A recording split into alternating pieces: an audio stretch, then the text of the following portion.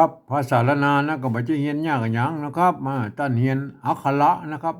มันก็คือตัวอักษรนะครับเห็นไหมเรียนไม้นะครับมันก็คือสระนะครับเห็นไหมในภาษาไทยน่ะเอาสองอย่างนี้มาผสมกันตามหลักการของภาษาละนานนะครับ7 วัน1 เดือนตั้นก็อ่านออกเขียนได้แล้วก็บ่ยากก็บ่ยากก็ไอ้เรื่องที่มันยากมันก็คือว่ายี่นะถ้าเอาใครไปอยากเอาไปอวดอู้คนอื่นในหูในหันตัวเฮาเนี่ยมันยากตัวนี้แหละครับเพราะว่าภาษาละนาวของเฮามันเป็นภาษาที่มันตายไปแล้วนะครับคนที่มันอ่านออกเขียนได้มันมีน้อยนะครับเพราะนั้นถ้าเฮาอยากเอาไปอวดอู้โชว์ให้คนอื่นในหูในหันตัวนี่นะครับเฮาอย่าต้องใจภาษาอื่นๆนะครับมาเทียบเขียน โทษทีมาเป็นภาษาละนาวของเฮาเนี่ยเนี่ยอันภาษาที่มันใกล้เคียงภาษาละนาเฮาหน่อยก็คือภาษาไต้เนอะภาษาไทยนี่แหละครับเพราะว่ามันเกิดมาจากที่เดียวแล้วที่ปอกขุนรามคำแหงนี่นะเนี่ยที่เดียวกันนี่แหละครับมันแยกไปทางใต้หน่อยเจ้าอโยธยาพวกก็ไปแปลงเป็นอักษรไทยนะก็มันแยกมาทางเหนือหน่อยอันเจ้าละนาพวกก็มาแปลงเป็นอักขระละนานะนี่ไอ้สองภาษานี่นะไอ้ใต้เหนือเนี่ยอันบางกำนะครับมันยังออกเสียงเหมือนกันอยู่นะครับนี่มามันหักเงามันมาจากที่เดียวนะครับมันจะผิดแผกเป็นบางกำสำเนียงนะครับมันแล้วแต่สำเนียงใต้เหนือมันเป็นยังไงไหมแม้กระทั่งในละนาเฮาก็ไม่ใช่ว่าเหมือนกันนะครับมันยังกู้กันแป้งๆกันออกไปนะมันยังมีไตยวนไตลั่วไตลือไตเกินไตยองไอ้ว่าเนี่ย4-5เผ่าพันธุ์หลักๆนะไอ้ย่อยๆ2-3เผ่าพันธุ์เฮายังบ่กึดเลยนะครับเนี่ยครับก่อนที่เฮาจะเอาภาษาไทยมาเขียนเป็นภาษาละนาวของเฮานะก็ที่เพิ่นฮ้องว่าปริวัติเนี่ยเอาไปก้อยในโลกนี่ก่อนนะเพิ่นแย่ได้กันบ้องนะก็เอาไปดูใกล้ๆนี่แหละเวียดนามเนี่ยเพิ่นเดิมทีแล้ววันนั้นโบราณน่ะเพิ่นใช้ละภาษาไอ้ยึกๆยือๆเหมือนภาษาจีนนั่นแหละก็เนี่ยมาเร็วเนื่องจากเพิ่นมีสงครามกันมาหลักกันยาวนานมาเนาะตั้งแต่สงครามไอ้เดียนเบียนพูนะมาถึงสงครามเวียดนามเหนือเวียดนามใต้เนี่ยมาหมดกันแล้วเมื่อปลายปี2518เนี่ยนี่มันเพิ่นก็เลยบ่สามารถที่จะถ่ายทอดภาษาไอ้ดั้งเดิมของเพิ่นน่ะมาสู่รุ่นลูกรุ่นหลานรุ่นเหลนรุ่นโหลนเพิ่นนั้นบัดนี้บัดนี้ลูกหลานเหลนโหลนเพิ่นอ่านบ่ได้เขียนบ่ได้แล้วภาษายึกๆยือๆมันนั่นน่ะเพิ่นก็เลยหันไปเอาอักษรอาราบิกน่ะมาเขียนเป็นภาษาของเพิ่นน่ะนี่แล้วไปใส่จุดใส่หมวกใส่ขีดใส่หมวดเครื่องหมายหมวดสะบะสะเปดนั่นน่ะเพื่อเอามาใส่คือมันได้ตามเสียงของเพิ่นนั่นน่ะนี่จุดหมวกขีดนั่นมันก็คือวรรณยุกต์นั่นแหละกำกับไว้อันนี้เสียงนั้นเด้ออันนี้เสียงนี้เด้อมันเป็นยังไงไหมอันนี้ลักษณะของปริวัติภาษาครับก็ยืมเอาภาษาอื่นๆมาเทียบเคียงเป็นภาษาของตัวเก่านะแล้วก็ใส่อืมเครื่องหมายอย่างต่างๆลงไปเพื่อให้มันประดับไว้เพื่อให้มันฮู้ว่าออกเสียงนั้นเสียงนี้เด้อมันเป็นแย่มันเนี่ยอันนี้ลักษณะของปริวัติภาษาเพิ่นทำกันอย่างนี้เอ้ยมาเฮาไปดูในยุโรปครับอย่างเช่นฝรั่งเศสใช่ไหมเยอรมันน่ะโปแลนด์ยูเครนรัสเซียอย่างนี้น่ะก็เนี่ยโครเอเชียเนี่ยยุโรปตะวันออกทั้งหลายเลยนะนี่เปิ้นใจลักษณะของการปริวัติภาษากันทั้งนั้นเปิ้นจะยืมเอาอักษรอาราบิกเนี่ยไปเขียนเป็นภาษาของเปิ้นครับแล้วเปิ้นใส่จุดก็มี2จุดก็มีเนี่ยบางทีก็หมวกก็มีหมวกปิ้นเนี่ยหมวกโครเอเชียมันง่ายขึ้นปิ้นจะเล่นเงินไปหมวกเวียดนามเนี่ยเป็นกรุ๊ปหุ้มลงให้ไปคนละลายคนละเพิกเห็นมั้ยนะครับเป็นยังไงนะแล้วแต่ไปจะประดิษฐ์เครื่องหมายยังมาใส่นะเนี่ยเปิ้นฮ้องปริวัตินะครับเฮาไปก่อนในอังกฤษหรอกครับอันนี้ปานลายนั่นล่ะเนี่ยมั้ยอังกฤษนี่เพิ่นจะเอาอักษรอาราบิกน่ะไปเขียนเป็นภาษาของเพิ่นแบบโลนๆเนี่ยแหละครับเพิ่นบ่ใส่สักอย่างครับแต่เปิ้นมีกฎเกณฑ์อยู่ว่านะเปิ้นบอกว่าไปผ่านเสียงไปเลยตามบริบทอีหรอคำเดียวเป็นประโยคคำถามก็เสียงแบบเป็นประโยคธรรมดาก็เสียงแบบเนี่ยนะมันเป็นยังไงมันก็คล้ายๆภาษาละนาเฮายุคต้นๆมันบ่มีไม่เอกไม่โทก็คือไม่เหาะไม่ขอจ้างนั่นแหละเนี่ยก็พันกันได้หลายๆเสียงเหมือนนั่นนี่แหละครับมันเป็นอีนะแล้วไอ้เรื่องปริวัติภาษานะครับก่อนที่เฮาจะเอาภาษาไทยมาเขียนเป็นภาษาปริวัติภาษาเป็น ภาษาละนาของเฮาเนี่ยหมู่เฮาเจ้าละนากวนจะยึดถืออะไรอย่างสักอย่างก่อนนะที่ให้มันเป็นหลักยึดเพื่อมันเป็นศูนย์กลางของอันนั้นภาษาละนาของเฮานะครับเนี่ยนะบ้านน่ะ10 คนนั่นน่ะต่างคนแต่เอามาเนาะครับ10 คนความคิดมันก็ออกมาเป็น10 แบบนะ100 คนความคิดมันก็ออกมาเป็น100 แบบแล้วก็เอาภาษาไทยจริงๆมาเขียนแต่มันบ่เหมือนกันนะครับมันบ่เหมือนนะออกมามันบ่เหมือนกันนะครับมันหลายความคิดครับเห็นไหมเพราะฉะนั้นถ้าเอาใจเอามีหลักอันอย่างยึดไว้นะครับ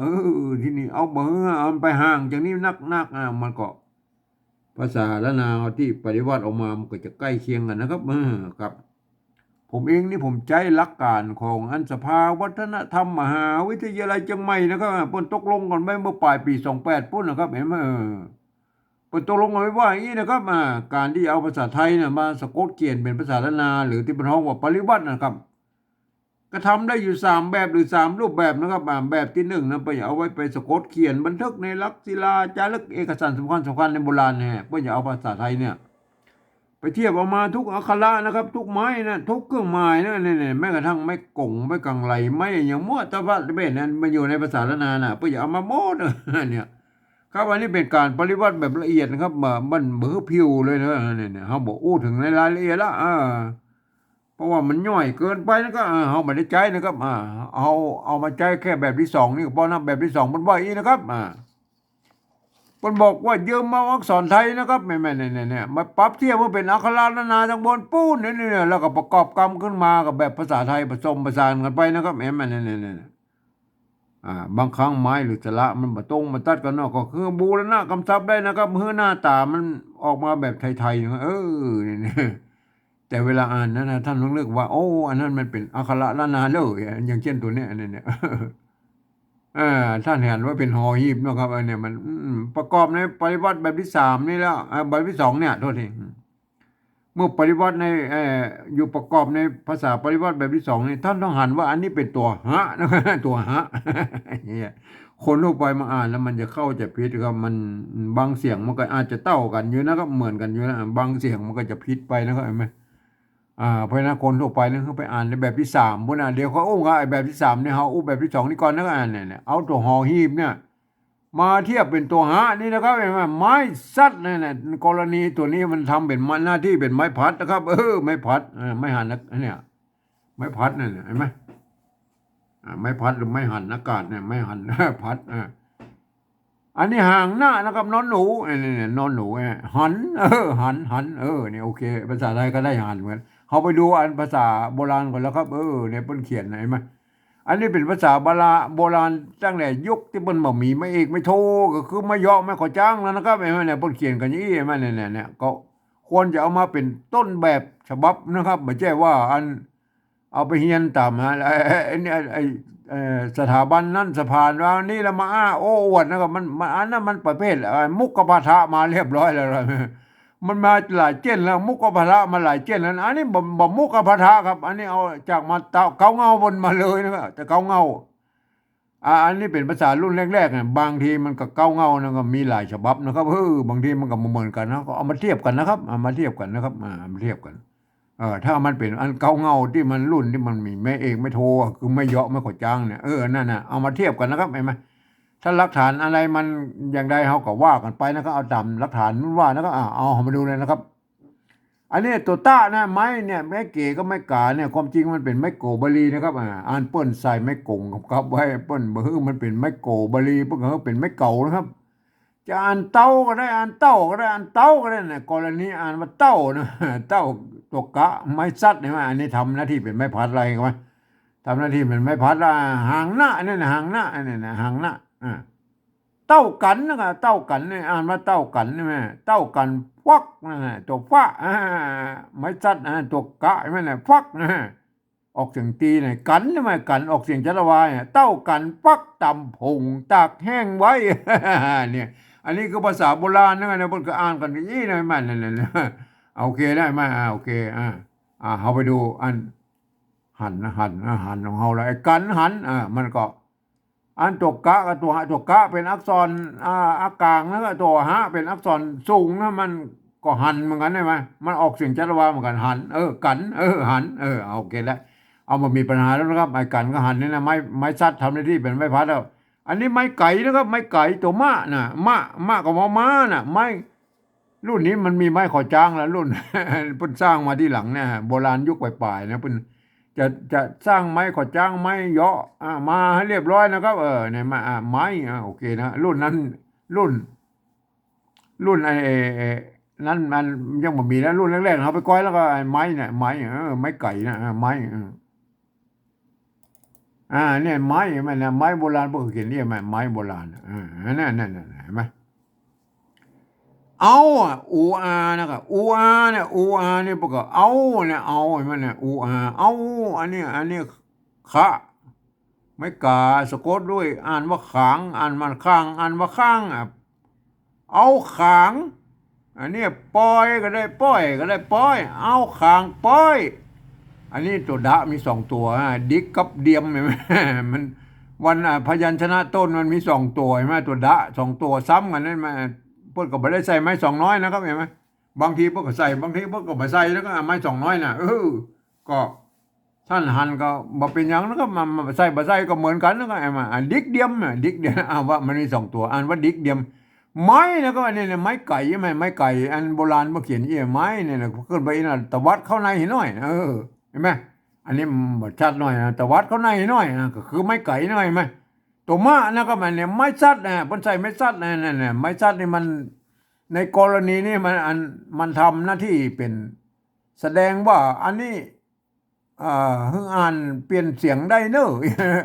จะอ่านไม้ก็ได้อ่านไม้ก็ได้อ่านไม้ก็ได้เนี่ยอ่านไม้เนี่ยได้สามเสียงเลยไหมกรณีนี้อ่านว่าไม้ดิกเดียมไม้เนี่ยไม้ไหมเอาข่างป้อยดิกเดียมไม้ไม้ไก่ไหมตัวมะ ตัวมะพวกกับเอาตัวบะนี่แหละว่าเอาไม้สองน้อยมาขีดไว้ตรงกลางนั่นเนี่ยไม้ตะวัดไว้ตรงกลางนั่นนะคือตัวมะไอ้ไม้ มันเป็นอย่างนี้นะครับเขาไปกูอันดูอันไม้ไก่ต่อไปแล้วก็เนี่ยไม้ไก่มันมีหลายแบบนะมันมีรุ่นที่มันมีไม้เยาะไม้สั้นเนี่ยมันก็มีมันก็มีหลายตี้นะถ้าพูดเขียนออกมานิยมเห็นไหมไม้ไก่อันนี้แถมตี้เนี่ยเปิ้นว่าพูดเขียนนี่ไหมพวกเขียนขึ้นไปแล้วปั๊บเปิ้นขึ้นไปแล้วเปิ้นตะวัดออกข้างนอกนะเนี่ยไม้ไก่ใช่ไหมเนี่ยอันนี้อันไว้ก็ได้อันไว้ก็ได้อ่านไว้อันนี้ก็ใช่ไหมตัวกะไม้กังบนเขียนว่าก็นะก็มาความจริงเวลาพูดเขียนมาได้นะก็นะแต่เวลาอ่านว่าก็นะครับโอเคนะครับตัวปะไม่กูตัวดะสะกดได้ไหมพุทธนะอ่านว่าพุทธนะไว้ก็พุทธไว้ก็พุทธโอเคนะแล้วเราไปดูไม่ไก่ไม่ได้นะก็อันอื่นเขาประกอบก็ไม่ได้นะไม้แล้วครับอันนี้เนื้อเอาละไม้ก็ได้แล้วนะครับอันนี้มาตรงตัวแล้วนะหั่นไม้เนี่ยนะครับภาษาไทยพวกก็หันไม้เหมือนกันนะครับก็โอเคนะมันเสียงเหมือนกันก็เหมือนนะก็เนิ้งไม่เก๋ตัวหน้าไม่กี้ไม่ขอจ้างรุ่นนี้มันไม่มีขอจ้างหลายรุ่นสมัยนั้นพวกผมมีนะรุ่นหลังๆนี่มันมีละตัวง่ะเนิ้งเสียงตีนะเนิ้งเอาไปดูก่อนเขาจะเขียนเนิ้งเนี่ยคำว่าเนิ้งมันมาจากสระใช่ไหมในโบราณนั่นแต่เราสระเนี่ยเพิ่นไม่เก๋อก็ไม่เก๋อเนี่ยปนใจร่วมกันนะก็เอาไปก้อยกันนะภาษาโบราณเนี่ยมาก่อนจะไปเป็นเนิ้งเนี่ยเอาไปดูก่อนนะก็เนี่ยเอาไม่เก๋อก่อนนะครับท่านต้องหูจักไม่เก๋อนะกันเนี่ยไม่เก๋อนะผีเสือไม่เก๋อเสือนะ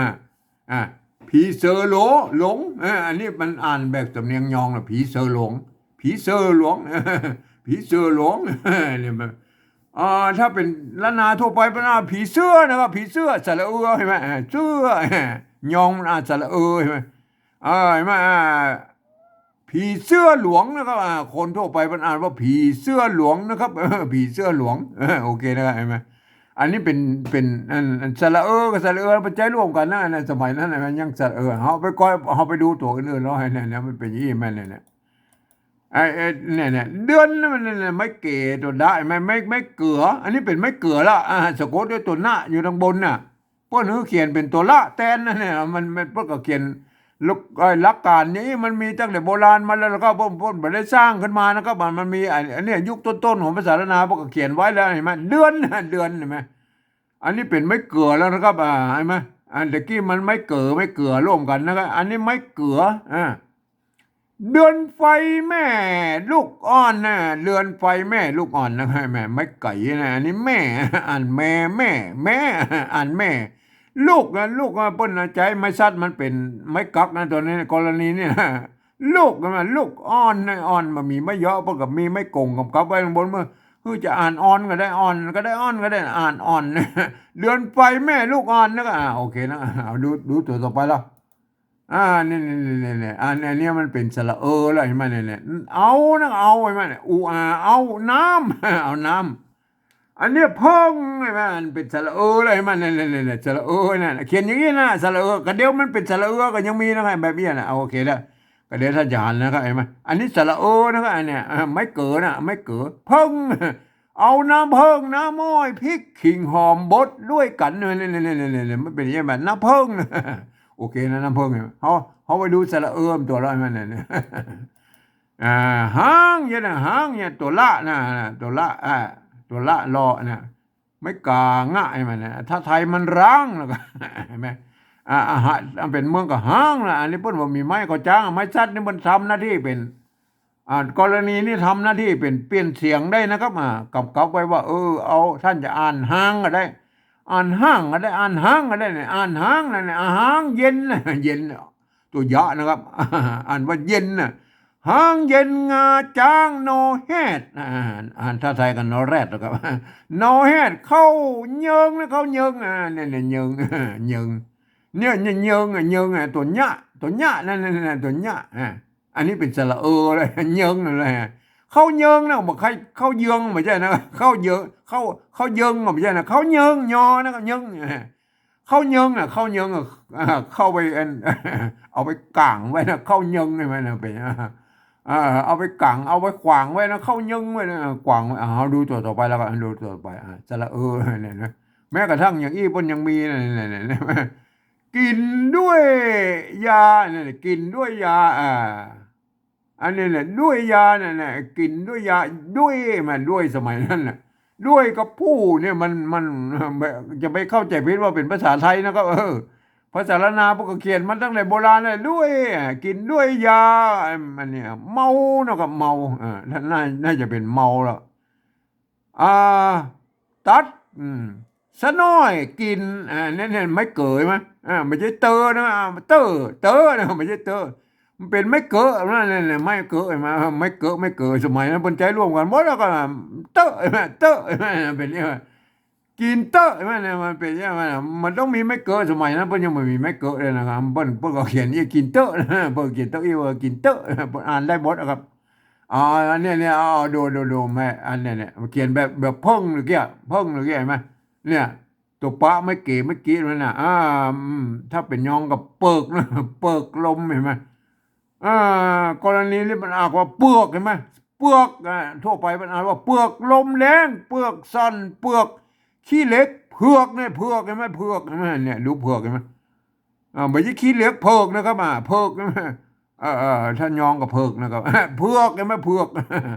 อันนี้เนี่ยเป็นไม่เกลือแล้วนะเป็นไม่เกลือเผือกใช่ไหมโอเคนะครับท่านก็โหแล้วนะไม่เกลือก็ไม่เกลือนะเป็นเอามาดูเนื้อเลยนะเนื้อเนี่ยเป็นไม่เกลือมันเนื้อได้แล้วครับเนื้อโอเคนะครับไปเดี๋ยวท่านไปศึกษาไม่เกิดก็ไม่เกิดบนใจร่วมกันนะครับในโบราณนะแม่หลักฐานมันก็มีกันอย่างนี้ก็ตามที่ผมแสดงดูอันนี้ตัวจ้านะครับแม่ตัวจ้าไม่ย่อไม่ย่อแล้วก็ไม่กะอ่านออกเสียงเอกนะจะเห็นไหมถ้ามันบ่มีไม่ถ้าบ่มีไม่ย่อแล้วครับมันต้องอ่านว่าจะนะครับอ่านว่าจะถึงแม้ว่าบ่ใส่ไม่กะบ่ใส่ไม่กะก็อ่านว่าจะนะครับมันต้องอ่านในตัวอยู่แล้วไม่กะอยู่ในตัวมาแล้วอ่านว่าจะนะเห็นไหมกรณีเนี่ยเฮาแค่ได้อันให้มันอันจะนะครับมันตามสำเนียงกับปัจจุบันเนี่ยเปิ้นว่าจะไปนะก็จะไปนะมันจะใช่ไหมมันจะนะครับมันมีไผจะไปนะครับมันมีจะไปนะอ่านว่าจะไปนะจะไปไหนจะไปนั่นจะไปนี่นะมันจะนะครับโอเคนะครับจะเฮาเขียนอย่างนี้นะจะโอเคนะอันนี้เขียนตามแนวทางกับปัจจุบันนะครับโอเคนะครับอันเนี้ยไม้ไก่ตัวป้าตัว ปะเนี่ยตัวปอเนี่ยในภาษาละนามันมี2 ตัวตัวปะกับตัวปะตัวปะนี่ตัวปะตัวนี้เห็นไหมเป็นอักษรสูงนะตัวปะนี่เป็นอักษรต่ำนะเปิ้นแบ่งกับคนละ3 เสียงนะตัวไปสามัญเนี่ยเปิ้นใช้ตัวปะนะอันเห็นไหมตัวเสียงจัตวาเปิ้นใช้ตัวปะเห็นไหมเนี่ยปะเห็นไหมอันนี้ไม้สามัญเปิ้นใช้ตัวปะเห็นไหมไปไหมไปเห็นไหมเนี่ยไปตัวปะนี่เปิ้นยืมตัวพอพานมาเนาะมันปอภาษาไทยเปิ้นมีตัวเดียวนะตัวปอเนี่ยอันเขาก็ยืมเอาตัวพอพานมาเป็นอันตัวปะนะครับผมไม่ได้ยืมนะครับคนเฒ่าเปิ้นยืมมานั่นโบราณมันนะครับผมเปิ้นเทียบมาเรื่องโบราณแล้วผมไม่ได้มากำหนดเอาเองนะครับเปิ้นเทียบมารุ่นสู่รุ่นนั้นนะจะไปนะจะไปไม่ใช่จะไปนะอันว่าจะไปอันนี้เบี้ยวนะไม่เกี่ยใช่ไหมเนี่ยมันเริ่มมาจากไม่เกี่ยกันก่อนท่านจะเขียนอันถ้าเป็นแบบที่1บอกเขียนอีนะครับมันเนี่ยแบบที่1ผมจะเขียนอีนะครับเนี่ยเบี้ยวนะครับเบี้ยวเป็นอ่านว่าเบี้ยวนะแบบที่1นะแบบที่1เห็นไหมปฏิวัติแบบที่1นะตามข้อตกลงปลายปี28ของสภาวัฒนธรรมมหาวิทยาลัยแบบที่1บนเอามีเต้าอี้นะครับมันมีเต้าอี้ออกมาเต้าอี้เบี้ยวมันอ่านว่าเบี้ยวนะก่อนเอาไม่เกี่ยเนี่ยเราไปดูไม่เกี่ยก่อนแล้วก็ไม่เกี่ยโบราณไม่เกี่ยอย่างไรก็มาเอาไปดูไม่เกี่ยแล้วครับมาเนี่ยไม่เกี่ยเริ่มแรกมันเป็นยี่มันไม่เกี่ยนะไม่เก๋นะไม่เก๋ไม่เก๋ตัวปะนะแล้วเปิ้นอันไม่เก๋กับมันตัวหญ้าเนี่ยนะมันประกบกันแล้วนะมันเป็นไม่เกี่ยนะเปิ้นใส่ไม่ซัดไปทางบนมันกับไว้นะเนี่ยจะอ่านว่าเปียก็ได้อ่านว่าเปียก็ได้อ่านว่าเปียก็ได้เนี่ยมาอ่านได้3 เสียงนะเนี่ยกรณีนะอ่านว่าเปียนะครับเป็นเปียลมเปลี่ยนเปียแลโทษทีเปลี่ยนเปียแลผมต้องอย่างก็ว่าไปเนี่ยผมเรียกเปียแล้วบอกกับไปขี้เปียนะครับไปขี้เปียไปขี้เปียนั่นนะเปียแล้วผมนะเห็นไหมอันนี้อันถ้าเป็นธรรมอีสานบ้านเราก็ไม่เกี่ยนะไปจะใจไม่ซัดกำกับไว้นะครับโอเคนะครับหรือบ้าละนาเป็นบางที่นะครับอย่างเช่นไตหรือตังลำปางแป้นนั่นพะเยาปุ๋ยใจไม่ซัดนะครับเห็นไหมแต่ถ้าเป็นอันเจ้าจังใหม่แล้วเปิ้นไตยอนเปิ้นว่าอันไม้ซัดนี่มันทำหน้าที่เป็นไม้เปลี่ยนเสียงมาได้นะเพราะมากำว่าเปิ้นอ่านเปียก็ได้อ่านเปียแล้วอ่านเปียก็ได้มันเป็นพวกก็เริ่มไปใส่แล้วก็ไม่เกี่ยของอันภาษา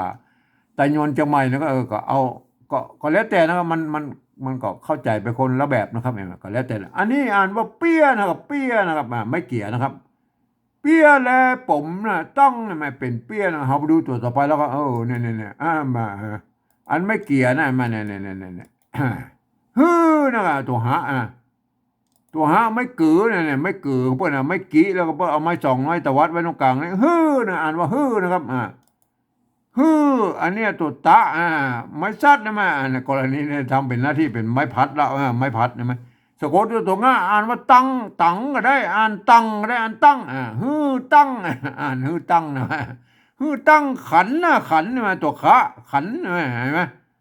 ฮือตั้งขันไอ้เบี้ยมาอ่านเบี้ยก็ได้อ่านเบี้ยก็ได้อ่านเบี้ยอ่านเบี้ยนะครับฮือตั้งขันเบี้ย330แล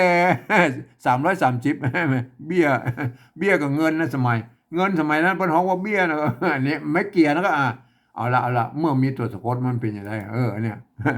ไม่เกี่ยวเมื่อมันมีตัวสะกดอะไรมาเนี่ยเห็นไหมมุกหลวงนะเนี่ยมุกหลวงเนี่ยอันแรกนะเป็นมุกหลวงนะครับมุกหลวงมานะครับมุกหลวงมามุกหลวงมาเนี่ยอันนี้จะอ่านเขียวก็ได้อ่านเขียวก็ได้อ่านเขียวก็ได้มันมีเมื่อมีตัวสะกดแล้วเพิ่นตัดตัวไม่เก๋ออกนะครับเนี่ยไม่เก๋มันแสดงว่าอันนี้ไม่ซัดเพิ่นก็มันมีก็ไว้ได้เลยตัดหรือก็ไว้ได้เห็นไหม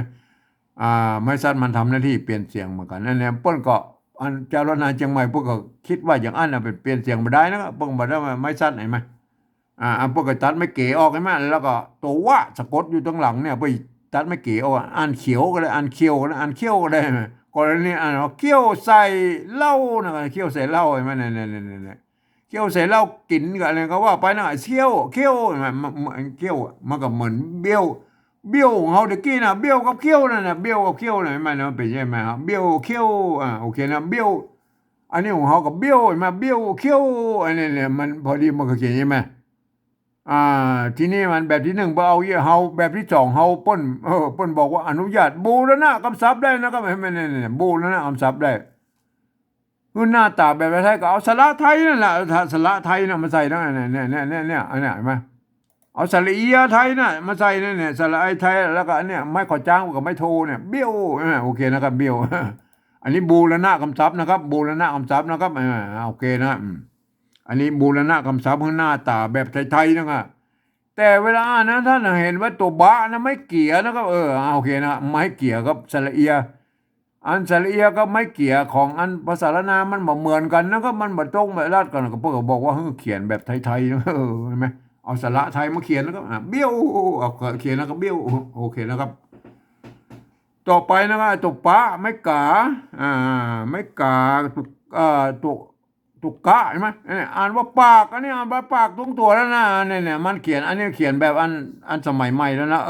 สมัยรุ่นละนายุคปลายๆแล้วมาจนถึงปัจจุบันเนี่ยปากเนี่ย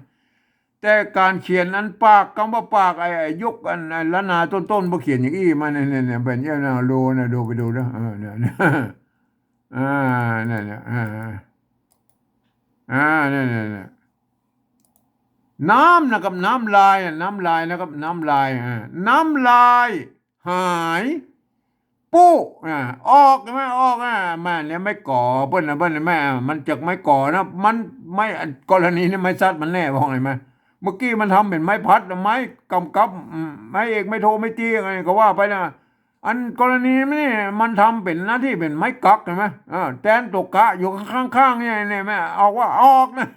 ปุ๊ออกปากนะปากใช่ไหมเนี่ยอันนี้ทำหน้าที่เป็นไม้กักกันแล้วเนี่ยตัวปะไม่กาใช่ไหมไม้ซัดตรงข้างบนเนี่ยมันแต่ทำหน้าที่เป็นตัวกะอยู่ตรงรูปนี่ปากเอาไหมเนี่ยเห็นไหมออกปากเอาออกปากเอาทำหน้าที่เป็นไม้กักทั้งกู้เลยไหมเนี่ยเป็นใช่ไหมก็โบราณพวกก็เก่งกันยี่ไหมออกปากเอาไหมเนี่ยน้ำลายหายปุ๊ออกปากเอาไหมเอาดูนะโอเคนะปากแต่อันนี้เขาเขียนแบบละนายุคปลายๆลืมพอถึงปัจจุบันพวกกับปากพวก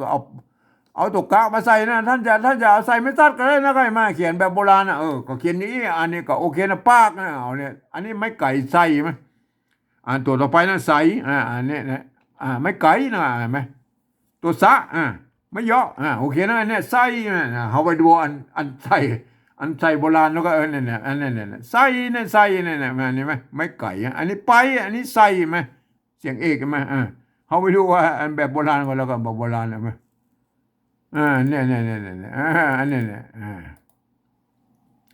ไม่ไก่ตัวสะเห็นไหมเนี่ยเห็นไหมคนเขียนตัวนี้เราเป็นอ่านใส่ก็ได้อ่านใส่ก็ได้อ่านใส่ก็ได้อ่านใส่ก็ได้มันได้สามเสียงไหมกรณีอ่านว่าใส่นะใส่เก๋อใส่เก๋ออันถ้าเป็นยองนะแต่ทั่วไปเป็นอ่านใส่เกลือนะก็ใส่เกลือปอตัดสะน้อยกินหายสะน้อยอันนี้เป็นสะน้อยนะมันสะน้อยกินสะน้อยก็นิดหน่อยนะนิดหน่อยสะน้อยใส่นะคือดูคำว่าใส่นะมาเปิดเขียนตัวเองเปิดอ่านว่าใส่นั่นนะเห็นไหมจะอ่านใส่ก็ได้อ่านใส่ก็ได้กรณีอ่านว่าใส่นะเห็นไหมใส่เกลือโปตัดซะหน่อยนั่นใส่นะเฮาเรื่องโหละไม้ไก่โบราณเขียนยังไงไม้ไก่ก็มีสองแบบนะอันนี้ตวัดเข้าในอันตวัดข้างนอกก็ส่วนแล้วแต่นะก็ไม่เอาไปดูโบราณเอาไปดูอันปัจจุบันเหรอใส่นั่นเอาละอันนี้เนี่ยอันนี้ไม้ไก่บนของละนาบนมีอันอย่างอี้ตัวเดียวนะครับบนบ่มีอันของไทยบนมีไม้ม้วนก็เนี่ยใส่นี่อันภาษาไทยบนใส่ไม้ม้วนครับเนี่ยแหละเขาก็บูรณะคำศัพท์นะเอาสระไอไม้ม้วนของไทยมาใส่แล้วก็เนี่ยบูรณะคำศัพท์เอาไม้ม้วนแล้วก็ไม้ม้วนมาใส่แล้วก็ไม้ม้วนไม้ม้วนไปไหนละสระไอไม้ม้วนไปไหนเนี่ยหาละใส่นะโอเคนะอันนี้ใส่กับบูรณะคำศัพท์นะครับเหมือนกับเบี้ยวเนี่ยเอาสระไทยมาใส่แล้วก็ใส่โอเคนะเนี่ยได้แบบที่สองนะครับก็ถ้าจะเป็นไตยอนไตลวดไตลื้อไตเขินก็ควรจะใช้หลักการอันเดียวกันนี่นะครับก็คือเอาภาษาไทยมาปรับเทียบเพื่อเป็นอักขระนานะมา อักขระละนาแล้วก็ประกอบกันขึ้นมากับแบบภาษาไทยผสมผสานกันไปนะก็บางครั้งไม้หรือมาตัดก็บูรณะคำศัพท์มันหน้าตาแบบไทยเนี่ยเอาหลักการของอันสภาวนาธรรมมาว่านะแต่เวลาอ่านนั้นท่านเราอ่านเป็นภาษาละนาแล้วก็เนี่ยตัวหะตัวมะตัวนะตัวจะตัวปะตัวบะเนี่ยมันเป็นเนี่ยท่านเราอ่านเป็นภาษาละนานะก็ท่านก็อ่านไปตามหลักการของภาษาละนาแล้วท่านจะเป็นเผ่าพันธุ์ใดก็อ่านไปตามของเผ่าพันธุ์ท่านนะครับวันนี้จะอ่านแบบสำเนียงเชียงใหม่ตะยวนนะอ่านไว้อีกนะครับหันไม้เนิงจะไปเบี้ยวปากใส่นี่คืออ่านแบบสำเนียงเชียงใหม่ตะยวนนะโอเคนะครับครับอันนี้ได้แล้วนะอันแบบที่3เนี่ยอันตามที่อันเปิ้นกำหนดมาของตกลงไว้กันไว้นะเมื่อของสภาวัฒนธรรมมหาวิทยาลัยเชียงใหม่เมื่อปลายปี28นะเปิ้นตกลงไว้ว่านะแบบที่3นะเห็นไหมหลักการมันบอกว่าฟังเอาเสียงภาษาละนาทั้งบนปู้นู่นๆๆๆเปิ้นเปล่งเสียงออกมาอยู่ได้เอาภาษาไทยเขียนไปจะนั่นเนี่ยปกโอ้ตัวเอี้ยนะก็ตัวเอี้ยแต่ปกลืมกึดไปนะว่าโอ้อันภาษาไทยมันเป็นระบบ5เสียงนะครับอันภาษาละนาวเฮามันเป็นระบบ6เสียงนะจะการที่จะเอาภาษาไทย5เสียงแล้วมาเขียน6เสียงมันได้เสียงบ่ครบนะครับมันเป็นอย่างโดยเฉพาะเสียงโทพิเศษโทเมืองเพิ่นบ่มีนะครับอย่างใหญ่มั้ยกานะเฮาจะพันให้ดูนั่นแหละกานะครับกานะครับกาเปิ้นพันกาเสียงสมัญน่ะกาเสียงเอกนะครับกาเสียงโทปกติน่ะเปิ้นเสียงโทพิเศษเปิ้นมีเปิ้นไปกานะครับเปิ้นกาเลยนะเห็นมั้ยใส่ไม่ตีเปิ้นก็ใส่ไม่อันเสียงตีไปเลยกาแล้วก็ใส่ไม่จะว่ากาเห็นมั้ยเปิ้นมีตัวใหญ่มั้ย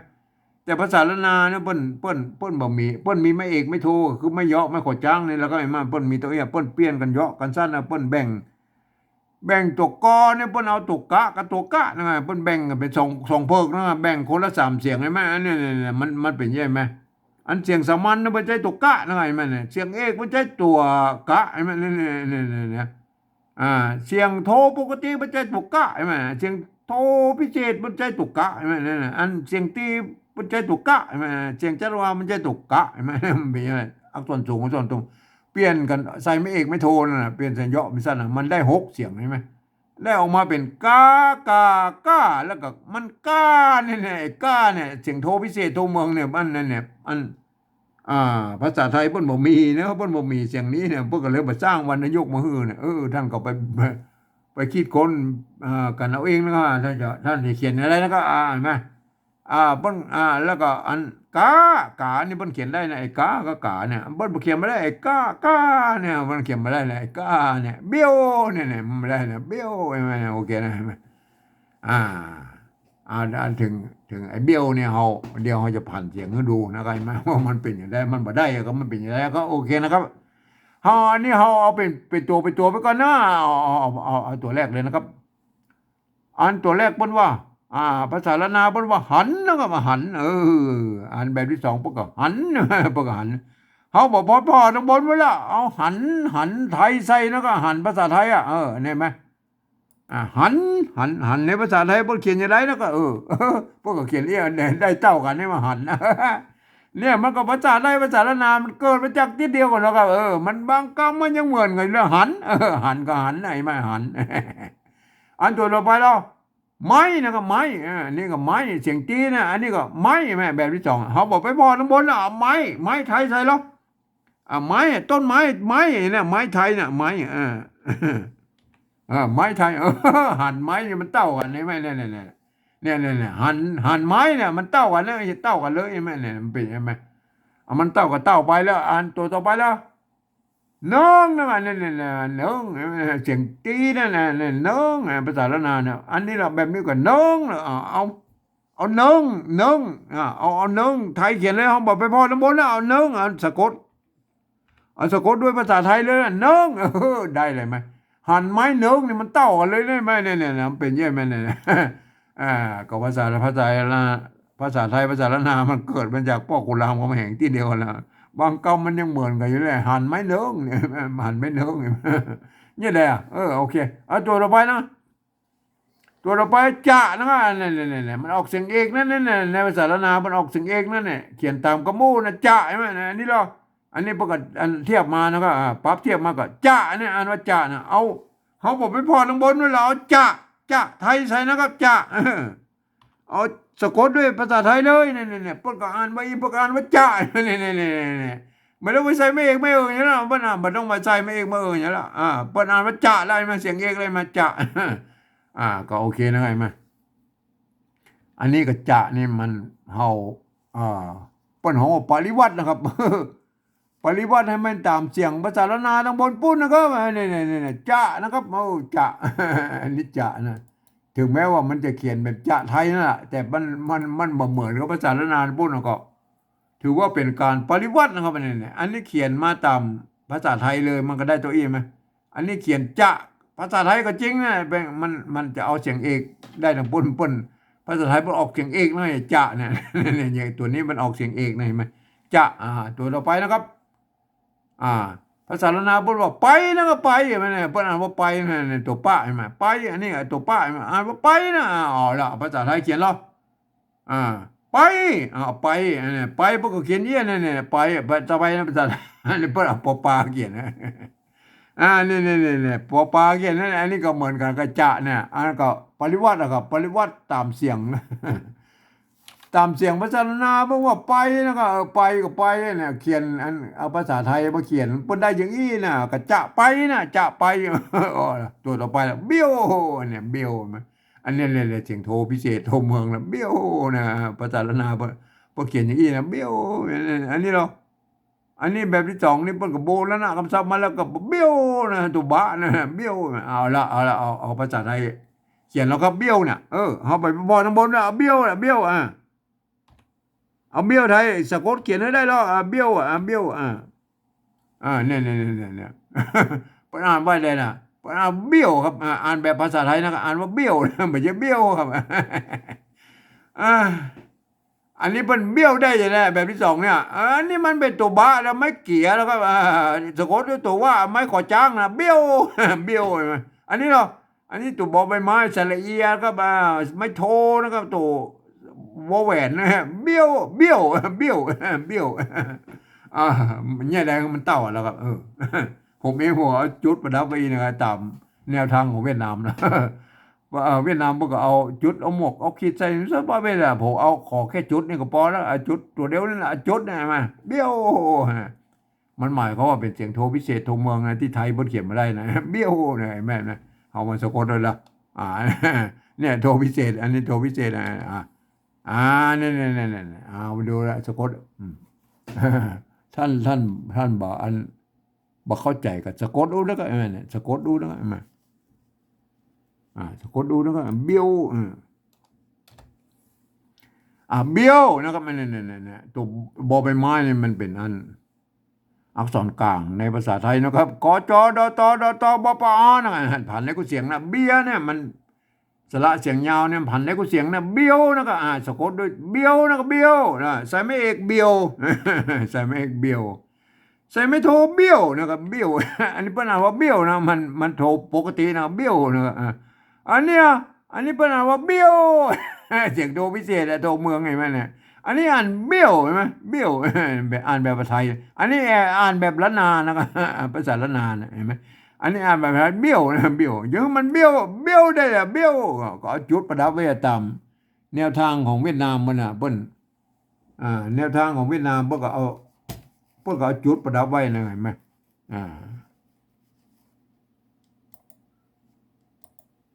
พอเอาจุดประดับไว้เนี่ยเบี้ยวเบี้ยวเนี่ยเบี้ยวเห็นไหมผมเองบอกเอาแนวทางเวียดนามเอาจุดประดับไว้ให้เพิ่นให้หูเลยว่านี่มันเบี้ยวนะครับผมมาขี้ตู้เอานะครับว่าเอาเบี้ยวเนี่ยไปเป็นเบี้ยวนะครับหมอครับเพราะว่ามันจะมั่วอันตัวอื่นนะครับตัวอื่นมันจะมั่วกันไปหมดนะครับอันนี้บ่มั่วครับอันที่เขียนไม่ได้เขาก็เอาจุดเอาอันอย่างใส่สักอย่างคือมันเป็นเบี้ยวนะครับตัวอื่นมันต้องไปยุ่งมันนะมันต้องไปยุ่งที่บนสะกดได้อันเนี่ยกำเสียงโทพิเศษเนี่ยวัดพระสิงห์เป็นห้องว่าเสียงวัดพระสิงห์เชียงใหม่เป็นห้องว่าตีเพี้ยนนะเป็นอย่าใจตัวเอียงนะพยใจตัวเอียงตัวหนาตัวขีดเส้นใต้ตัวจุดตัวนี้ก็แล้วแต่ละเครื่องหมายยังมาใส่แล้วก็แล้วแต่นะก่อให้มันห้วยว่าอันนี้ที่ภาษาไทยมันเขียนมาได้นะเบี้ยวเนี่ยมันเป็นใช่ไหม ก็มันก็ควรจะเป็นอันนะมาอันจะไปขี้ตู้เขาเรียกว่าเปิบเอาขี้ตู้เอาเบี้ยวเลยไปเป็นเบี้ยวเนี่ยมันก็เลยทำมือตัวอื่นมันจะพลาบก็ไปหมดเวลาเขียนปริวัติมันจะไปกันใหญ่แล้วใช่ไหมอันนี้ผมเอานะผมเอาจุดประดับไว้เบี้ยวเนาะเบี้ยวถึงดูพิเศษนะเอาใช่ไหมใส่ไม่ตีแล้วก็ไม่ใช่ไม่ตีใช่ไม่ตีใส่ไม่ตีเบี้ยวมันมีความหมายแล้วเบี้ยวมันถ้าอย่างอัน เออไอ้สายฮัดเนาะสายห้างนะสายห้างเบี้ยวใส่ไม่ใช่ว่าเบี้ยวเบี้ยวพันได้แบบผมนี่ได้กูเสียงนะเห็นไหมเบี้ยวเห็นไหมเบี้ยวเบี้ยวแต่ไม่โทรเบี้ยวเบี้ยวโทรปกตินะครับใส่จุดเข้าไปเห็นไหมใส่จุดเข้าไปเบี้ยวโทรพิเศษเห็นไหมเนี่ยเห็นไหมได้แล้วนะเบี้ยวนะครับอันตามแนวทางของผมก็เอาจุดประดับไว้นะครับตามอันภาษาเวียดนามเปิ้นเปิ้นเปิ้นแนวไว้ฮื้อนะเบี้ยวเอาจุดประดับไว้นะครับเบี้ยวครับใครจะเอาแบบของผมนี่ไปใจผมก็บอกว่าสงวนลิขสิทธิ์นะครับก็สุดแล้วแต่นะใครจะใจไปใจก็บอกเป็นอย่างนะครับเพราะว่ามันมีกฎเกณฑ์อย่างที่ว่าอันบังคับนะครับเพราะว่าการปฏิวัติภาษาเนี่ยมันยังไม่มีกฎเกณฑ์อย่างบังคับด้วยนะใครจะเขียนอย่างก็ว่าไปตามเป็นลิขสิทธิ์ของท่านนะครับท่านจะเขียนไปก็เขียนไปนะครับก็มันอยู่ที่ว่าคนอ่านไปดูถูกเอานะว่าเขียนไม่ได้ตามเสียงของเพื่อนนี่เอาตัวต่อไปแล้วตัวต่อไปนะภาษาละนามันออกเสียงว่าปากนะเสียงเอกใช่ไหมเนี่ยอันนี้เราแบบนี้ก็ปากนะตัวปาไม่กาไม่ตัวกะไม่ปากนะเอาแบบไปพอทั้งบนนะเอาปากภาษาไทยนะเพิ่งเขียนอย่างไรแล้วก็มาเนี่ยโอ้ได้เท่ากันนะปากเนี่ยอันสิ่งที่มันเท่ากันนี่เขาก็ไม่ต้องมายุ่งบ่นะครับไม่ต้องมายุ่งบ่นะอันยุ่งตอนที่เพิ่นเขียนมาได้นะเขียนมาได้นะปากเพิ่งเขียนได้เลยมาอันนี้นะตัวต่อไปนะก็ใส่นะก็ใส่อันนี้เหรออันแบบสองก็ใส่นะเอาบอกพอทั้งบนแล้วเอาใส่เนี่ยอันใส่เกลือใส่อย่างนั้นเอาใส่เนี่ยอันเอาใส่ไทยใส่แล้วเนี่ยนะพวกก็ได้มาใส่อันได้นะมาปากใส่นี่มันเต้ากันใช่ไหม